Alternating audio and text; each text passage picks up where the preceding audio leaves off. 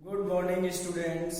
मैं संजय सोनी भगवती संस्थान द्वारा संचालित इस ऑनलाइन स्टडी प्रोग्राम की मैथ क्लास में एक बार पुनः आपका स्वागत करता हूं। क्लास 11th में आज का हमारा टॉपिक है सम्मिश्र संख्याएं। चैप्टर नंबर 5 है ये, चैप्टर 5। चैप्टर नंबर 3 त्रिकोणमिति अपन कंप्लीट कर चुके हैं, उसके 12 वीडियोस थे वो आपको पहुंच चुके हैं। चैप्टर नंबर 4 जो है वो थोड़ा सा थ्योरेटिकल है, इसीलिए अपन चैप्टर नंबर 5 ले रहे हैं। सबसे पहले सम्मिश्र संख्याएं। सम्मिश्र संख्याएं इंग्लिश में बोलते हैं कॉम्प्लेक्स नंबर। कॉम्प्लेक्स नंबर, ठीक है ना भाई। अब ध्यान से सुनना, जैसे ये इक्वेशन है x² - 4 बराबर 0, इसको सॉल्व करने की बोला जाए अपन को, तो अपन क्या करेंगे, x² बराबर 4 और x बराबर आ जाएगा +-2, यानी x का मान +2 और -2। इसी प्रकार यदि x² - 4x + 3 बराबर 0 है, तो इक्वेशन सॉल्व करेंगे तो x - 3 x - 1 बराबर 0, तो एक तो आ जाएगा x बराबर 3 और एक आ जाएगा x बराबर 1। इस तरीके से अपन द्विघात समीकरण हल कर सकते हैं, ठीक है ना भाई। एक और समीकरण देखें, x² -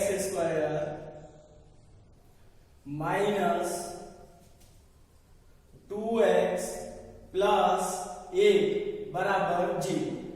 अब 4 2 जा 8, अपन इसके फैक्टर नहीं कर सकते, तो अपन ने द्विघाती सूत्र लगाया, x बराबर -b ± √b² - 4ac upon 2a। तो यहाँ पे b का मान कितना है भाई, -2, ठीक है ना। तो माइनस और माइनस +2 हो जाएगा, ± √b², 2 का स्क्वायर 4, -4, a का 1 और c का 8, c बराबर 8 है, a बराबर 1 है, अपॉन 2a। तो 2 ± √4 - 32/2, तो ये आ जाएगा 2 ± √−28/2, ठीक है ना भाई। अब यहाँ पे अपन देखते हैं, ये अंडर रूट में ऋणात्मक संख्या आ गई, इसका अपन b² - 4ac निकाला है, तो ये <0 आ रहा है। क्या आ रहा है, <0। तो अपन ने डिस्क्रिमिनेंट पढ़ा था, विवेचक। जब 10th क्लास में द्विघात समीकरण पढ़े थे तो उस समय विवेचक पढ़ा था। यदि किसी द्विघात समीकरण के लिए b² - 4ac ग्रेटर देन 0 है, तो उसके हमको 2 वास्तविक तथा अलग अलग मूल प्राप्त होते थे। जबकि b² - 4ac बराबर 0 था, तो हमको उसके 2 बराबर तथा वास्तविक मूल मिल रहे थे। लेकिन b² - 4ac <0, जैसा कि इस क्वेश्चन में है, तो इस कंडीशन में अपन ने लिखा था कोई वास्तविक हल नहीं, या कोई भी वास्तविक मूल नहीं। तो इस प्रकार की समस्या को हल करने के लिए, जैसे x² + 4 बराबर 0, अब इसको मुझे हल करना है, तो x² बराबर -4 आएगा, x बराबर √-4 आएगा, +-। अब ये हमको पता है कि ऐसी कोई भी वास्तविक संख्या नहीं है जिसका वर्ग ऋणात्मक आ जाए। यहाँ पे x² बराबर -4 आ रहा है, यानी किसी भी संख्या का वर्ग ऋणात्मक आ रहा है, और ऐसी कोई संख्या है नहीं। तो ऐसे समीकरणों को फिर हल करने के लिए आयलर ने एक सुझाव दिया। आयलर ने सुझाव दिया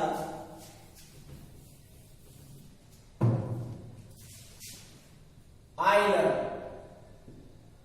ने बताया कि क्यों ना अपन √-1 बराबर एक सिंबल ले लें। इसको नाम दिया उसने आयोटा। क्या नाम दिया भाई, आयोटा। यानी √-1 बराबर अपन आयोटा मान लें, और आयोटा मान के फिर अपन हल करें, तो इस तरीके के समीकरण हल आ जाएंगे। इसको उसने काल्पनिक संख्या बोला। क्या बोला भाई? काल्पनिक। यानी ये कोई वास्तविक संख्या नहीं है, उसने केवल कल्पना करी, इसीलिए इसको काल्पनिक संख्या या इमेजिनरी नंबर बोलते हैं। आयोटा बराबर अंडर रूट -1 उसने माना था। ठीक है ना भाई? अब सम्मिश्र संख्याएं अपन पढ़ रहे हैं, तो सम्मिश्र संख्या होती क्या है? सम्मिश्र संख्या है तो सम्मिश्र संख्याओं का जो समुच्चय होता है उसको अपन C से व्यक्त करते हैं, कॉम्प्लेक्स नंबर C से व्यक्त करते हैं समुच्चय को, और ये होता है x प्लस आयोटा y के रूट की जितनी भी संख्याएं होती हैं उन्हें अपन सम्मिश्र संख्या कहते हैं, जहां x व y वास्तविक संख्याएं हैं, x और y वास्तविक संख्याएं हैं और ये आयोटा काल्पनिक संख्या है। तो ये आयोटा y सम्मिश्र संख्या का काल्पनिक भाग बोला जाता है। कैसा बोला जाता है भाई? काल्पनिक भाग। ठीक है ना? इसको अपन I M Z से व्यक्त करते हैं, और जो x है वो सम्मिश्र संख्या का वास्तविक भाग बोला जाएगा, वास्तविक भाग। इसको अपन REZ से व्यक्त करते हैं, real part of Z, imaginary part of Z। किसी भी सम्मिश्र संख्या को, केवल एक संख्या को अपन Z से व्यक्त करते हैं। कैसे व्यक्त करते हैं भाई? Z से। एग्जाम्पल, Z बराबर 2 - 3 आयोटा। तो ये एक संख्या है 2 - 3 आयोटा, पूरी मिला के एक ही संख्या है, एक सम्मिश्र संख्या। और यदि सम्मिश्र संख्याओं का समुच्चय है तो उस पूरे समुच्चय को अपन C से व्यक्त करते हैं। कैसे व्यक्त करते हैं भाई? C से। और एक संख्या की बात आएगी तो Z से व्यक्त करते हैं।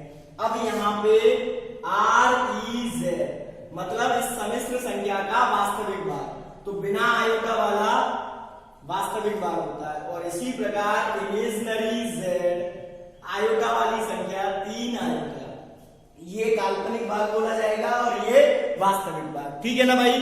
कोई दिक्कत? पहचान लोगे? वास्तविक भाग और काल्पनिक भाग, इन दोनों को मिला के पूरी एक सम्मिश्र संख्या बनती है। यदि किसी सम्मिश्र संख्या का, यदि किसी सम्मिश्र संख्या के लिए, सम्मिश्र संख्या के लिए REZ बराबर 0 है तो शुद्ध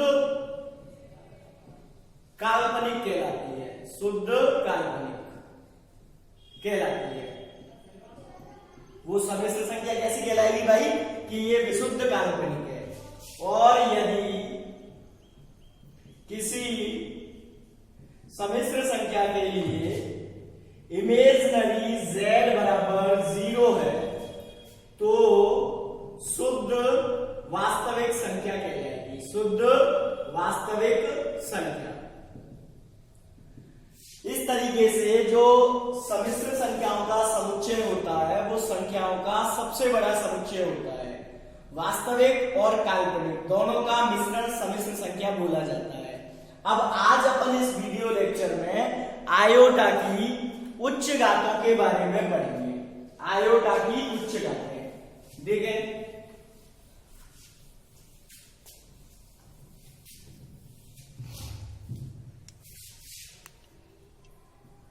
आयोटा की उच्च घातें, इधर देखें। सबसे पहले आयोटा बराबर था √-a। क्लियर? अब मैंने क्या किया? दोनों तरफ का वर्ग कर दिया। क्या कर दिया भाई? वर्ग करने पर।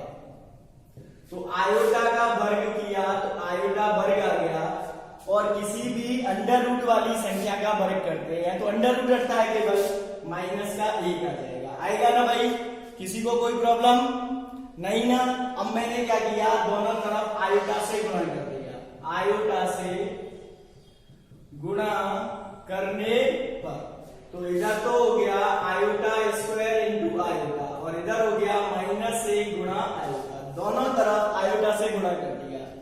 अब ध्यान से सुने, आधार समान होने पर घातें जुड़ जाती हैं।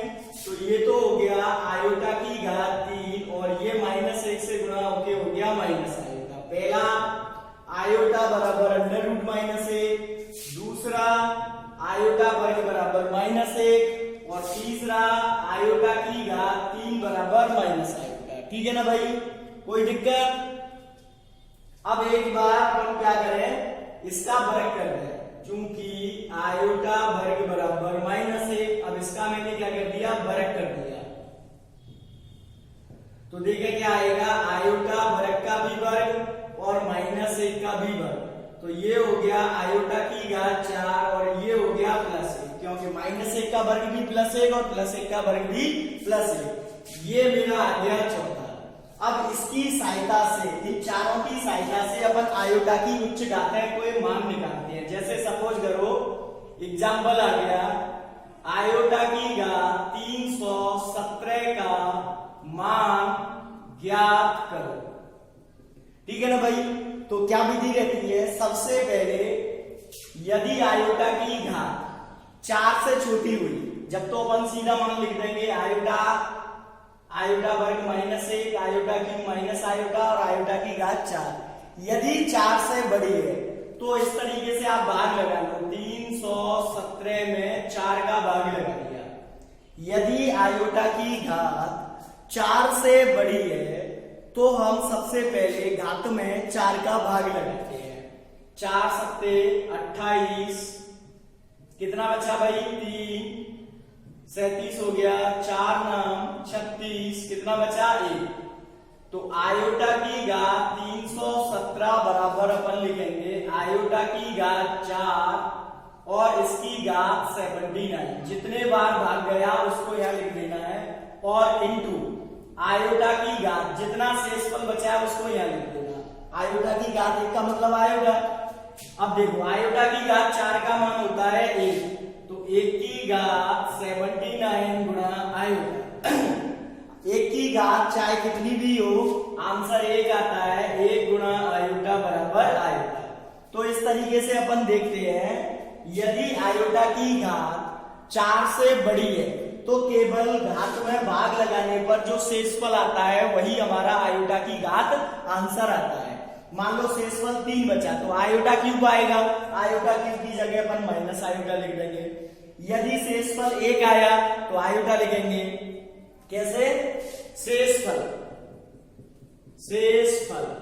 यदि शेषफल 1 आता है तो आंसर लिखना है आयोटा, 2 आता है तो आंसर लिखना है -1।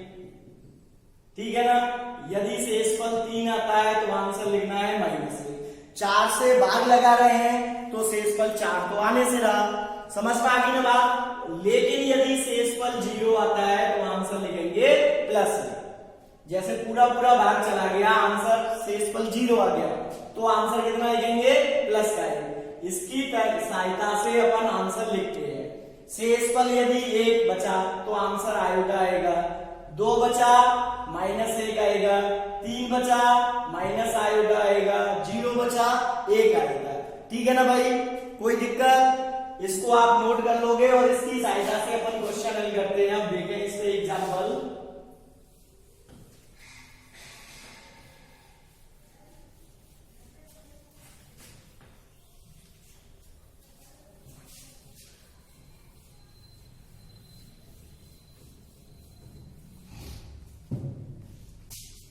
एग्जाम्पल देखो कैसे आता है, निम्नलिखित का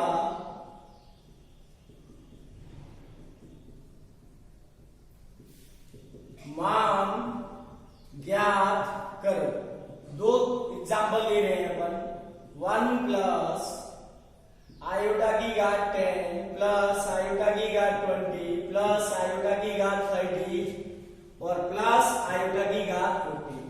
और सेकंड एग्जाम्पल ले रहे हैं अपन, 1 प्लस 1 बटे आयोटा की घात 10 प्लस 1 बटे आयोटा की घात 20 प्लस 1 बटे आयोटा की घात 30 प्लस 1 बटे आयोटा की घात 40। कोई प्रॉब्लम नहीं ना? अब देखें, सबसे पहला सॉल्यूशन फर्स्ट। 1 प्लस आयोटा की घात 10 प्लस आयोटा की घात 20 प्लस आयोटा की घात 30 प्लस आयोटा की घात 40।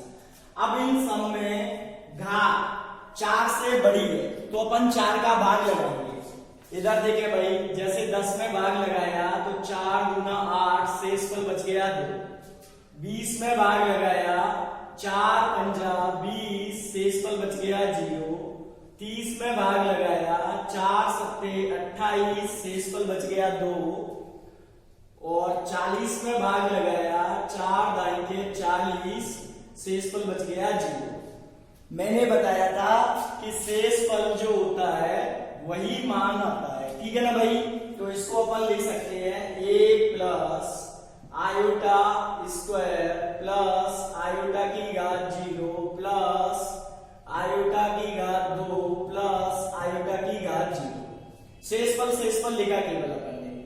a प्लस आयोटा स्क्वायर होता है तो -1 लिखते हैं, 0 घात आती है तो +1 लिखते हैं, स्क्वायर आता है -1 लिखते हैं, 0 आता है +1 लिखते हैं। तो 1 -1 प्लस 1 -1 प्लस 1, तो ये देखो कैंसिल हो गया, आंसर आ गया 1। समझ में आ गई ना भाई बात। केवल और केवल शेषफल लगाना है अपन को। फिर मैंने अभी बताया था कि यदि शेषफल 1 आए तो आंसर आयोटा लिखना है, 2 आए तो -1 लिखना है, 3 आए तो माइनस आयोटा लिखना है, और 0 आए, 4 तो आने से रहा शेषफल क्योंकि 4 का तो भाग ही लगा रहे हैं, और यदि 0 आए तो 1 लिखना है, ठीक है ना भाई। अब दूसरा सवाल देखें। Solution second. 1 प्लस 1 बटे आयोटा की घात 10 प्लस 1 बटे आयोटा की घात 20 प्लस 1 बटे आयोटा की घात 30 प्लस 1 बटे आयोटा की घात 40। कोई दिक्कत? अब देखो 1 प्लस 1 बटे, अभी मैंने भाग लगाया था आयोटा की घात 10 को क्या लिखा था, आयोटा स्क्वायर, तो यहां भी मैंने लिख दिया आयोटा स्क्वायर। फिर आयोटा की घात 0, फिर आयोटा स्क्वायर, फिर आयोटा की घात 0। 1 प्लस 1 बटे आयोटा स्क्वायर का मान -1, 0 है तो 1, 2 है तो -1, 0 है तो 1। अब ये हो गया 1 -1 प्लस 1 -1 प्लस 1, तो इसका आंसर भी कितना आ गया भाई, 1। इस तरीके से अपन आयोटा की उच्च घातों के मान निकाल सकते हैं, ठीक है ना भाई। कोई दिक्कत? अपनी जो एक्सरसाइज है 5.1 उसमें सम्मिश्र संख्याओं में पहले तो ये आयोटा की उच्च घातों के मान पूछेगा, फिर सम्मिश्र, जैसे सम्मिश्र संख्या मैंने बताया x प्लस आयोटा y के रूप में होती है। सबसे पहले अपन ने नेचुरल नंबर पढ़े बचपन में, जब अपन स्कूल गए तो नेचुरल नंबर पढ़े, 1 2 3 4 गिनतियां पढ़ी, फिर उनको जोड़ना घटाना सीखा, गुणा करना भाग करना सीखा नहीं, उसको अपन बोलते हैं प्राकृत संख्याओं पे संक्रियाएं। फिर अपन ने परमेय संख्याएं पढ़ी, थोड़े से बड़े हुए 6वीं 7वीं 8वीं में परमेय संख्याओं का जोड़ना घटाना गुणा करना। फिर 10th क्लास में अपन वास्तविक संख्याएं पढ़ चुके हैं, मतलब अंडर रूट वाली और बिना रूट वाली संख्याओं को कैसे जोड़ा जाता है घटाया जाता है। तो आज अपन यहाँ पे सम्मिश्र संख्याएं जो होती हैं उनकी कैसे उनको जोड़ा जाएगा घटाया जाएगा, ये गणितीय संक्रियाएं होती हैं, ठीक है ना। उससे पहले सम्मिश्र संख्याओं का निरूपण।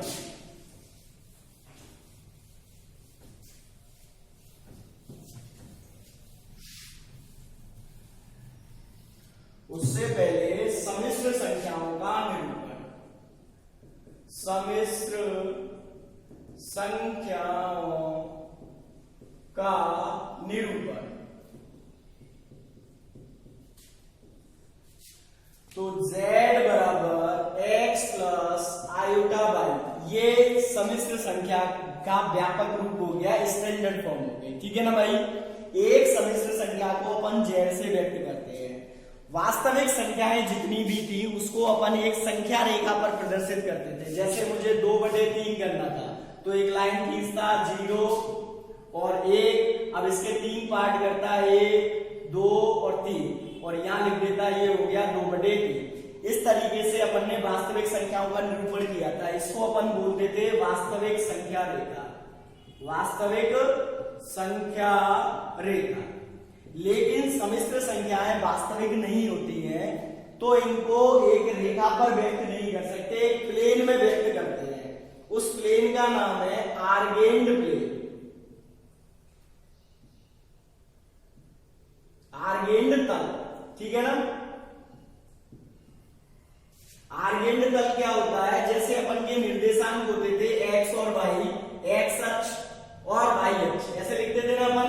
लेकिन यहां पर एक्स अक्ष और वाई अक्ष न लिख के एक्स अक्ष की जगह तो अपन लिखते हैं वास्तविक अक्ष, वास्तविक अक्ष, और वाई अक्ष की जगह लिखते हैं काल्पनिक अक्ष,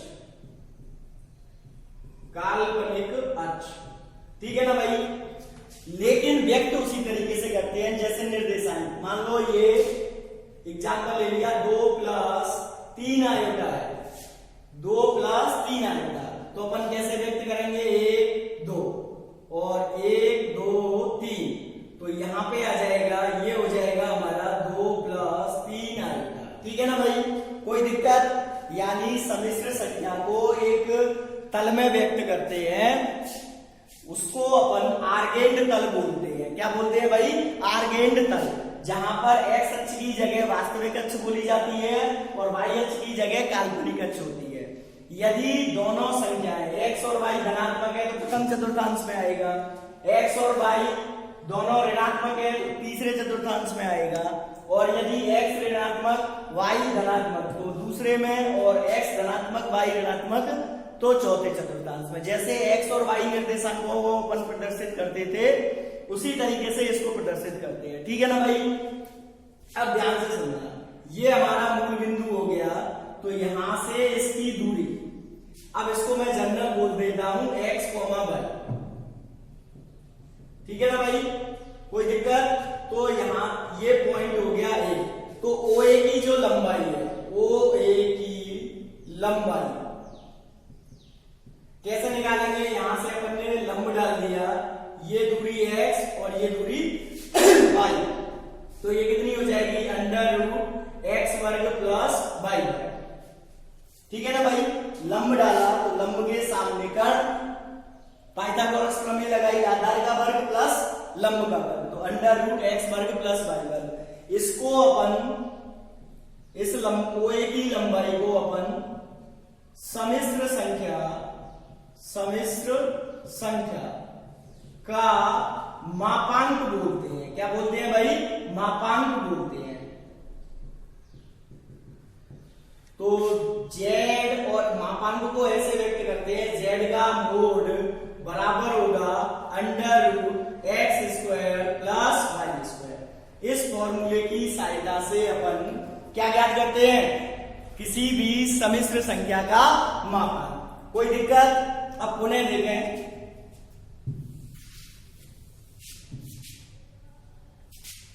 ये z बराबर x + i/y है, ठीक है ना भाई। ये मेरा वास्तविक अक्ष और ये मेरा हो गया काल्पनिक अक्ष। अब ये मान लिया, इस संख्या को मैंने प्रदर्शित कर दिया x + i/y को, ये x, y। यदि मैं इस वास्तविक अक्ष को हटाकर यहां एक मिरर लगा दूं, दर्पण, क्या लगा दूं भाई, दर्पण, तो इस दर्पण में इस बिंदु का प्रतिबिंब दिखाई देगा मुझे यहां पर, हाँ के ना, बोलो, प्रतिबिंब दिखाई देगा ना। इसके निर्देशांक कितने होंगे, देखो पहले x अक्ष पे तो x ही चलेंगे, लेकिन y अक्ष पे क्या हो जाएगा, -y, क्या हो जाएगा, -y। तो इसको अपन z बराबर लिखेंगे x - i/y, क्योंकि यहां प्लस का y था तो x + i/y लिख रहे थे, और इसको क्या लिखेंगे, x - i/y, क्योंकि यहां पे y कैसा हो गया, ऋणात्मक। इसको अपन क्या बोलते हैं, सम्मिश्र संख्या का संयुग्मी, सम्मिश्र संख्या का संयुग्मी। इसको अपन z के ऊपर इस तरीके से बार लगा के व्यक्त करते हैं, z बराबर x - i/y। केवल काल्पनिक भाग का चिन्ह बदलते हैं, केवल क्या इंपॉर्टेंट है, केवल काल्पनिक भाग का चिन्ह बदलते हैं, चिन्ह बदलते हैं। मैं एक सारणी बना रहा हूं, देखो मापांक समझ में आ गया ना भाई।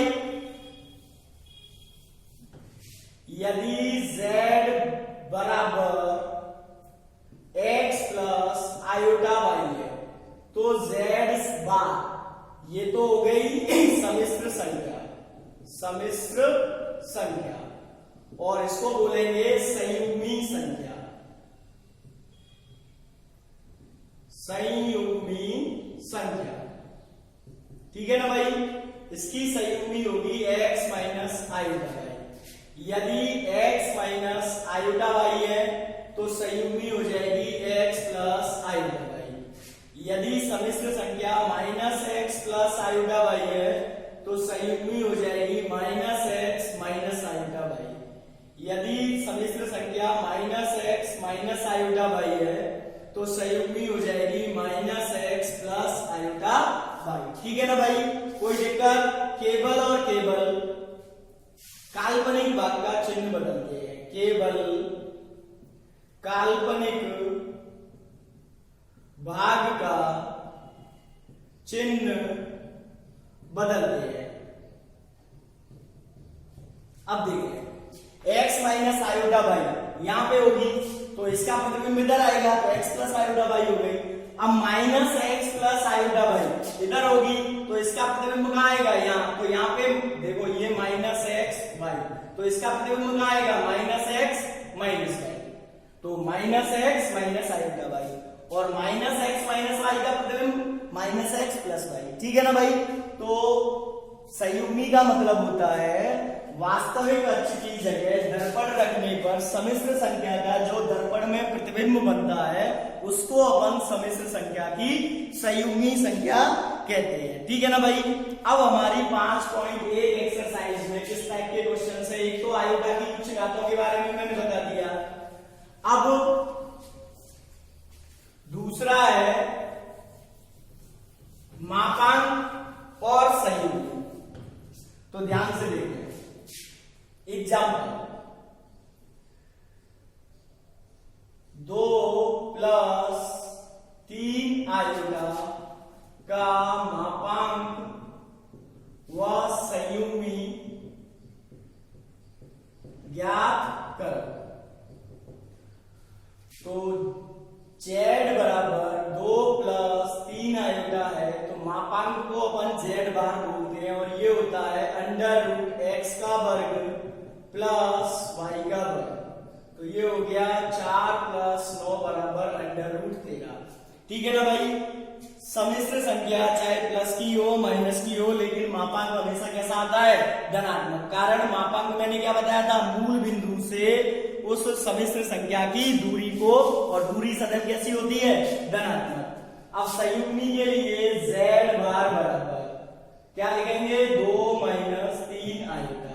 केवल काल्पनिक भाग का चिन्ह बदलना है। ठीक है ना, ये तो काफी इजी एग्जांपल था। अब दूसरा एग्जांपल देखना, थोड़ा सा अलग है। यदि z बार बराबर 1/2 माइनस 3 आयोटा है तो z मोड व z बार ज्ञात करो। ठीक है ना भाई। अब ध्यान से देखना, चाहे हमको सम्मिश्र संख्याओं में मापांक निकालना हो या संयुग्मी निकालना हो और या ध्रुवीय रूप निकालना हो या कुछ भी और करना हो, सबसे पहले सम्मिश्र संख्या को standard form x plus iota y के रूप में लेके आते हैं। किस रूप में लेके आते हैं भाई, x plus iota y, x plus iota y। Clear. तो देखो z बराबर 1/2 माइनस 3 आयोटा, तो मैंने क्या किया, इसके संयुग्मी से गुणा कर दिया, 2 प्लस 3 आयोटा, 2 प्लस 3 आयोटा। तो ऊपर तो हो गया 2 प्लस 3 आयोटा, नीचे देखो a minus B a plus B, तो क्या लिखेंगे, a लिखेंगे ना भाई, कोई दिक्कत? अब देखो इधर, तो z बराबर आ जाएगा 2 प्लस 3 आयोटा, 2 का वर्ग 4 माइनस 3 आयोटा का वर्ग, तो देखो 3 का वर्ग हो गया 9 और आयोटा का वर्ग हो गया आयोटा वर्ग, 2 प्लस 3 आयोटा बटे 4। आयोटा वर्ग का मान होता है -1, तो माइनस के 9 गुणा माइनस का 1, आयोटा वर्ग का मान लिख दिया, तो 2 प्लस 3 आयोटा बटे 4 और माइनस माइनस का हो गया प्लस, तो इसको मैंने लिखा 2 बटे 13 प्लस 3 बटे 13 आयोटा, अलग अलग भाग लगा दिया। अब ये x प्लस आयोटा y का रूप हो गया ना भाई, x प्लस आयोटा y। अब अपन चाहे जो लिख सकते हैं, तो z का मापांक बराबर होगा √x वर्ग, मतलब 2 बटे 13 का वर्ग प्लस 3 बटे 13 का वर्ग। ध्यान रहे यहाँ आयोटा नहीं डालना, केवल x वर्ग प्लस y वर्ग होता है, बराबर √2 का वर्ग 4 बटे 169 प्लस 9 बटे 169, तो ये हो गया 13 बटे 169, 13 से 169 13 बार, तो 1 बटा √13, कितना आ गया भाई? 1 बटे √13। अब z की सम्मिश्र संख्या मतलब z भाग निकालेंगे, तो क्या करेंगे? काल्पनिक भाग का चिन्ह बदल देंगे, 2 बटे 13 माइनस 3 बटे 13 आएगा। इस तरीके से अपन सवाल हल करते हैं। आगे अपन नेक्स्ट वीडियो में सम्मिश्र संख्याओं पर संक्रियाएं पढ़ेंगे, कैसे हम सम्मिश्र संख्याओं को जोड़ते हैं, कैसे हम सम्मिश्र संख्याओं को घटाते हैं, कैसे गुणा करते हैं और कैसे इसमें भाग की प्रक्रिया नहीं होती, क्या होता है? प्रतिलोम ज्ञात किया जाता है, कैसे भाग भी करते हैं, भाग का भी बताएंगे अपन, और उसके बाद ध्रुवीय रूप में बदलना और वर्गमूल निकालना। ठीक है ना भाई? जब तक के लिए आप ये वीडियो देख के 5.1 एक्सरसाइज हल करने की कोशिश करेंगे, उसके एग्जाम्पल करेंगे, जितने हो जाए वो ठीक है, नहीं तो अपन नेक्स्ट वीडियो में और डिस्क्राइब करेंगे। जब तक के लिए घर पे रहें, सुरक्षित रहें, लेकिन नियमित पढ़ते